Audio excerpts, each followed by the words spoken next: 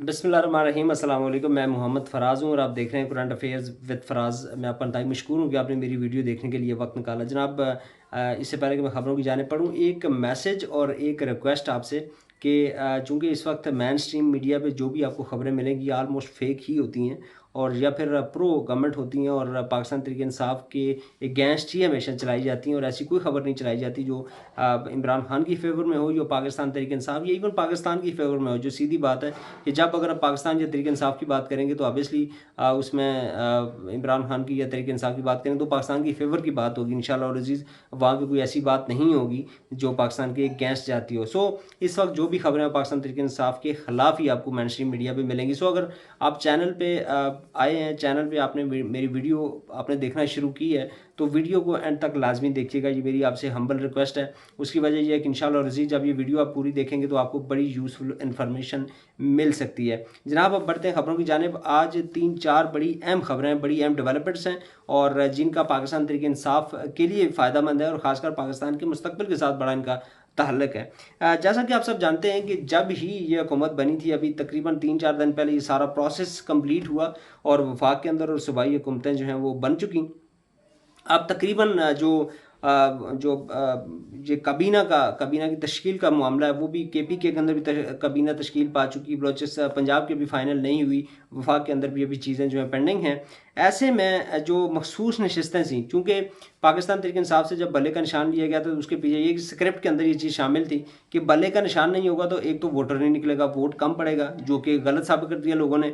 दूसरा जो स्क्रिप्ट के मुताबिक ये था कि अगर बल्ले के निशान के बगैर या कोई भी जमात आज़ाद हैसियत में इलेक्शन में जाती है तो फिर उसको मखसूस नशस्तें नहीं दी जाएंगी। जनाब, उसका भी तोड़ निकाली है पाकिस्तान तहरीक इंसाफ ने सुन्नी इत्तेहाद कौंसिल से जो है वो इत्तेहाद करके। लेकिन चूँकि नीयत ही ख़राब थी दूसरे एंड पे और ये तय कर लिया गया था कि किसी सूरत मखसूस नशस्तें पाकिस्तान तहरीक इंसाफ को नहीं लेने देनी। सो इलेक्शन कमीशन ऑफ पाकिस्तान ने वफाक के अंदर हुकूमत बनने के बाद, जो कि गैर आइनी एक फ़ैसला था उनका, चूँकि हुकूमत बनने से पहले इन सीटों का फ़ैसला होना इंतहाई ज़रूरी था और सदर पाकिस्तान ने भी यही इतराज़ इस पर लगाया था। लेकिन चूँकि ये ज़मीन बेआइन है, यहाँ पे आइन की कोई वक़्त नहीं है, आइन को कोई पूछता नहीं है और आइन जो है इस वक्त बिल्कुल सस्पेंडेड है। सो इलेक्शन कमीशन ऑफ पाकिस्तान ने हुकूमत बनने के बाद मखसूस नशस्तों का फ़ैसला सुनाया और फैसले में कहा गया जी जनाब, हम जो सुन्नी इत्तेहाद कौंसिल है यानी कि पाकिस्तान तहरीक इंसाफ को कोई सीट नहीं दे रहे और 30-35 सीटें जो कि तहरीक इंसाफ की बनती थी वो सीटें इन्होंने लूट सेल लगाकर बाकी जमातों में बांट दी, यानी कि MQM, Pakistan Peoples Party, Pakistan Muslim League Nawaz, इनको दे दी।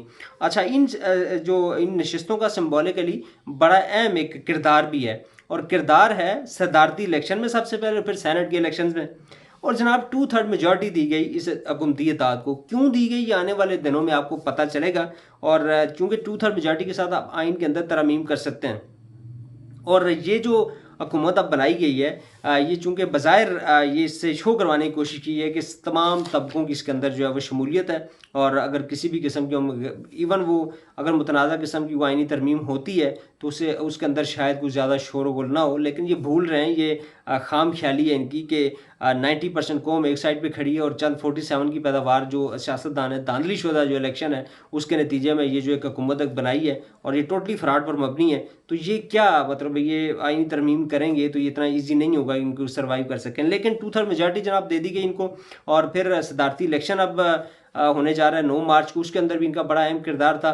तो ऐसे में पेशावर हाई कोर्ट से एक बड़ा फैसला आ जाया है और उस फैसले ने यकसर सूरत हाल को बज़ाहिर तब्दील कर दिया है। जैसे मैंने पहले भी कल भी आपको कहा था अपनी कल वाली वीडियो में भी कि पेशावर हाई कोर्ट के अगर माजी के फैसलों को देखा जाए और उसके ऊपर फिर सुप्रीम कोर्ट ऑफ पाकिस्तान के स्टे को देखा जाए तो हम ये कह सकते हैं बज़ाहिर कि पेशावर हाई कोर्ट का फैसला शायद अब भी उड़ा दिया जाए और सुप्रीम कोर्ट ऑफ पाकिस्तान इस पर जो है वो कुछ स्टे आर्डर दे दे या इस फैसले को नल एंड वाइड करार दे दे, ये बाद की बात है। लेकिन फिल वक्त पेशावर हाई कोर्ट का जो आज का फैसला है बहुत बड़ा एक पाकिस्तान तहरीक इंसाफ के लिए रिलीफ है।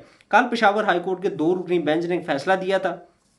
उस फैसले के मुताबिक जो स्पीकर कौमी असम्बली है और स्पीकर जो KP के हैं उनको मना कर दिया गया था कि आपने ये जो मखसूस नशिस्तों वाले अरकान हैं इनसे हल्फ नहीं लेना। और आज फिर जनाब 5 रुकनी बेंच ने ये फैसला इस हुक्म है, चूँकि आज इलेक्शन कमीशन पाकिस्तान की जानिब से कोई पेश नहीं हुआ, अटारनी जनरल भी पेश नहीं हुए, और उसके बाद फिर आज उस हुक्म में तोसी की गई 13 मार्च तक, और साथ ही 5 रुकनी बेंच ने ये आज का जो फैसला था ये 5 रुकनी बेंच ने दिया, और साथ ही RO को ये हुक्म भी दिया कि आप तस्दीक शुदा कापी जो है वो आप तहरीक इंसाफ को प्रोवाइड करें। अब उस तस्दीक शुदा कापी का एक तो फ़ायदा ये होगा कि पाकिस्तान तहरीक इंसाफ अगले फोरम पर जा सकती है, और साथ ही जो सदारती इलेक्शन में इन सीटों को अगर यूज़ करना था तो फिल वक्त अगर ये सुप्रीम कोर्ट नहीं जाते तो फिल वक्त उस मामले को ब्रेक लग गई है। और सदारती इलेक्शन में ये जो मखसूस नशिस्तें जो कि लूट सेल लगाई गई थी, ये कोई तकरीबन 70-75 सीटें बनती हैं तमाम सूबों को, पूरे पाकिस्तान वफाक को मिलाकर। सो वो सदारती इलेक्शन में उनका किरदार अब नहीं होगा। ये पाकिस्तान तहरीक इंसाफ के लिए आज बड़ा एक रिलीफ है। और इस वक्त जनाब अगर देखा जाए तो 2 ही जमातें सबसे ज़्यादा इस सारे इलेक्शन के ऊपर शोर मचा रही हैं। एक तो पाकिस्तान तहरीक इंसाफ है जिसके साथ वाकई में ज़्यादती हुई है, और ये तकरीबन सीटें 180 प्लस थी पाकिस्तान तहरीक इंसाफ की, उसको स्क्वीज़ करके 90-92 पर लेकर आ गए, चूँकि स्क्रिप्ट के अंदर लिखा हुआ था। दूसरी जमात जो है वो है JUI फे, यानी कि मौलाना फजल रहमान साहब। मौलाना फजल रहमान साहब का थोड़ा सा बैक का जो एक देखते हैं कि इसके बैकग्राउंड क्या है, ये क्यों इतना शोर कर रहे हैं। जनाब आपको याद होगा कि जब PTM की हुकूमत बनी थी, यानी कि इमरान खान को जब हटाया गया था नो कॉन्फिडेंस के ज़रिए अमेरिका के कहने पर, तो उस वक्त मौलाना साहब से ये वादा किया गया था कि आपको सदर पाकिस्तान बनाया जाएगा। अच्छा, उसके बाद हुआ क्या कि जब इन्होंने कोशिश की कि सदर पाकिस्तान को तब्दील करते हैं, यानी आरिफ अलवी साहब को हटाकर मौलाना साहब को सदर लाते हैं, तो ऐसे में इमरान खान साहब ने एक बड़ी ज़बरदस्त चाल खेली और KP की और पंजाब की असम्बली जो है तोड़ दी गई। और जब असम्बलियाँ टूट गई तो फिर सदर मुंतखब हो नहीं सकता था, इलेक्टोरल कॉलेज जो है वो मुकम्मल नहीं था। सो मौलाना साहब के साथ किया गया वादा वफा ना हो सका। अब मौलाना साहब के जहन में ये था कि जब जनाब चूँकि स्क्रिप्ट के अंदर तो ये था कि अगली हुकूमत भी इनकी बनवानी है, मौलाना साहब के जहन में ये था कि मैं जब PTM 2.0 की हुकूमत आएगी, यानी कि जो अभी हुकूमत आई है शहबाज शरीफ साहब की, तो मैं सदर पाकिस्तान हूँगा और बाकी शहबाज शरीफ वज़ीर आज़म और बाकी जो लूट मार जिस तरह ये बंदर बांट हुई है इसी तरह ही होगी। लेकिन जनाब हुआ ये कि जब 2.0 यानी कि PTM 2.0 की हुकूमत आई तो सदर पाकिस्तान बना दिया गया उम्मीदवार, वहाँ से आगे सदर आसिफ अली जरदारी साहब, और फिर PTI ने जो है वो महमूद खान अचकज़ई को सदारती उम्मीदवार नामजद कर दिया। सो ऐसे में मौलाना फजल रहमान साहब को अपना मुस्तकबिल तहरीक नज़र आ रहा है।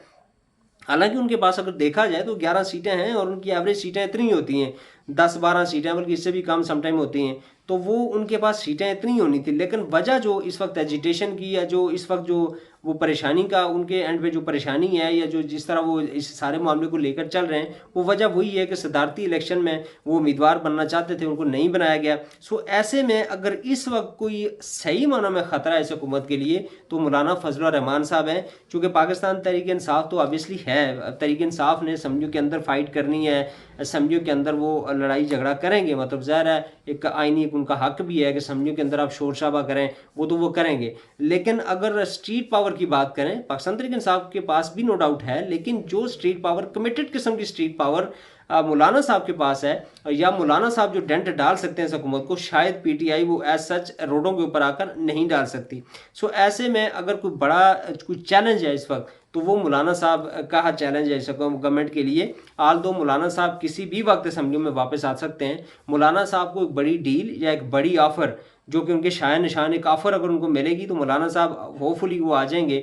लेकिन जब तक मौलाना साहब वापस असम्बलियों में नहीं आते तब तक इस हुकूमत के लिए ख़तरा बरकरार रहेगा। और पाकिस्तान तहरीक इंसाफ का चूँकि अपना एक तर्ज सियासत है, अगर पाकिस्तान तहरीक इंसाफ उस तर्ज सियासत को थोड़ा सा तब्दील करे और मौलाना साहब के साथ कुछ सेटलमेंट कर ले और मौलाना साहब को साथ में ला ले तो फिर ये बहुत बड़ा एक बड़ा कुव्वत वाला एक इत्तेहाद बन सकता है और ये हुकूमत के लिए बहुत ज़्यादा मुश्किलात खड़ी कर सकता है। और अगर ये इत्तेहाद हो जाता है तो फिर इस हुकूमत का 6 महीने भी चलना नामुमकिन हो जाएगा। दूसरी जानब जनाब अडयाला जेल के बाहर रात को कुछ दहशतगर्दों की गिरफ्तारी के हवाले से खबरें चलाई गई और इस पर आज पाकिस्तान तहरीक इंसाफ का मौक़िफ़ भी सामने आया। शोएब शाहीन साहब जो हैं उन्होंने मीडिया टॉक की और उसमें उन्होंने क्लियर कट कहा, उन्होंने कहा जी इमरान खान साहब को अगर कोई नुकसान पहुंचता है तो उसकी ज़िम्मेदारी इस्टेब्लिशमेंट और मौजूदा हुकूमत पर होगी। और ये बात बहुत बड़ी बात है और ख़ासकर इसके अंदर इस्टेब्लिशमेंट का नाम लेना बड़ी बात है। सो जनाब 2 चीज़ें हो सकती हैं, या तो ये है कि इमरान खान को चूँकि इमरान खान का इस वक्त जेल से बाहर आना या इनकी शराइत पर एटलीस्ट कोई रिलीफ मांगना, ये इनके हक में जाएगा। और ख़ासकर IMF के साथ जो प्रोग्राम अभी होने जा रहा है उसमें इमरान खान का होना बड़ा इंपॉर्टेंट है, और इमरान खान का होना ही ज़मानत है इस बात की कि IMF इनको पैसे देगा। सो ऐसे में दो चीज़ें हो सकती हैं, या तो इमरान खान को डरा कर किसी भी तरह मजबूर करना है कि आप एक साइन करें एक हमारे साथ को मुआहदा, या आप हमारी टर्म्स के ऊपर माने और यहाँ से चले जाएँ, बनीगाला शिफ्ट हो जाएँ, सब जेल करार दे देते हैं, वहाँ से आहिस्ता आहिस्ता रिलीफ मिलना शुरू हो जाएगा। या फिर दूसरा तरीका वाकई में ऐसे ही है कि दहशतगर्द पकड़े गए हैं। लेकिन दूसरे तरीका अगर तो वाकई में दहशतगर्द पकड़े गए हैं तो ये बहुत डेंजरस बात है। इमरान खान कोई ऐसा लीडर नहीं है कि जिसकी पाकिस्तान के अंदर कोई पहचान नहीं। इमरान खान एक दुनिया का लीडर है, और इमरान खान लोगों के दिलों की धड़कन इस वक्त जो है आप कह सकते हैं डयाला जेल में बंद है। सो खुदा न खास्ता अगर ऐसी कोई सूरत हाल बनती है तो ये न सिर्फ पाकिस्तान तहरीक इंसाफ के लिए बल्कि पाकिस्तान के मुस्तकबिल के लिए एक सवालिया निशान हो जाएगा। अल्लाह ना करे अगर इमरान खान के लिए कोई ख़तरे वाली बात हो सकती है। जनाब दूसरी जानब चूँकि IMF की मैंने पहले बात की, IMF का वफ्द 2 या 3 दिन में पाकिस्तान आ रहा है और उसमें फ़ैसला होगा कि पाकिस्तान को कितना कर्ज मिलना है और कैसे मिलना है, शराइत क्या होंगी। लेकिन इससे पहले ओवरसीज़ पाकिस्तानी भी एक्टिव हो चुके हैं। ओवरसीज़ पाकिस्तानियों ने अमरीका के अंदर जो IMF का दफ्तर है वहाँ पर जाना शुरू कर दिया है, और वहाँ जाके वो दरख्वास्त कर रहे हैं, मुख्तलिफ दरख्वास्तें जमा करवाई जा रही हैं कि IMF पाकिस्तान को कर्ज उस वक्त तक न दे जब तक वो हुकूमत नहीं आ जाती जिसको पाकिस्तानी कौम ने मैंडेट दिया है। चूँकि IMF कर्ज देगा, ये हुकूमत खा के चली जाएगी, ये रफू चक्कर हो जाएंगे और बाद में पैसे जो हैं पाकिस्तानी कौम को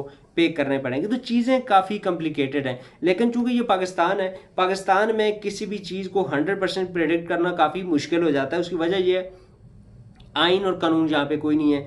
यहाँ पे कुछ चीज़ें जो बज़ाहिर आपको नज़र आ रही होती हैं वो बाद में वैसी निकलती नहीं हैं, और कुछ चीज़ें जो नज़र नहीं आ रही होती वो बाद में हूबहू वैसी हो जाती हैं। So it's too early to predict anything. लेकिन जो चीज़ें आने वाले चंद हफ्तों में अनफोल्ड होने जा रही हैं उसमें बज़ाहिर स्टेबिलिटी फ़िलहाल नज़र नहीं आ रही। अल्लाह से दुआ है कि इंशाअल्लाह अज़ीज़ पाकिस्तान को अल्लाह ताला जब जल्द इस एक ऐसे रास्ते पे डालें कि जो पाकिस्तान के लिए बेहतरी का रास्ता हो, आवाम की बेहतरी का रास्ता हो, और पाकिस्तान के मुस्तकबिल के लिए बेहतरी का रास्ता हो, हमारी आने वाली नस्लों के मुस्तकबिल के लिए बेहतरी का रास्ता हो। होपफुली आपको आज की वीडियो पसंद आई होगी। अगर आपको वीडियो पसंद आई है तो चैनल को लाजमी सब्सक्राइब कीजिएगा, वीडियो को लाइक कीजिएगा, शेयर कीजिएगा, और कमेंट सेक्शन में अपनी राय से ज़रूर आगाह कीजिएगा। अल्लाह ताला हम सब का हामी नासिर हो। अस्सलामु अलैकुम वरहमतुल्लाहि वबरकातुहू।